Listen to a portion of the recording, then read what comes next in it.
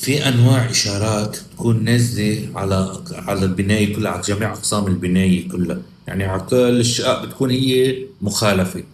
هون بدكم تنتبهوا لنقطه: لما بدكم تروحوا تسجلوا لازم تعملوا تعهد بازاله مخالفه عند كاتب العدد، والا حيتسجل احتياطي. عرفتوا علي كيف؟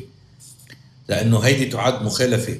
فلازم يعني انا بس زبايننا عم بيجوا يسجل لهم، عم بطلب منه بس تكون عندهم هيك مخالفه نازله على كل البنايه، على كل اقسام البنايه. عم بطلب منهم يعملوها لهيدي، لانه هيدي الواحد لازم ينتبه لها. عاد ما نشيل كرمال ما نقعد ننطر بتعرفوا قديش عم بياخذ تسجيل وقت حاليا وعذاب وهيك، يقولوا لنا انه في نقص او نلاقيه مسجل احتياطي ما عارفين شو السبب. بتكون هيدي السبب: المخالفه المشتركه على جميع الاقسام، وناقص التعهد عند كاتب العدد. اوكي، بس هذا حبيت اوضحها.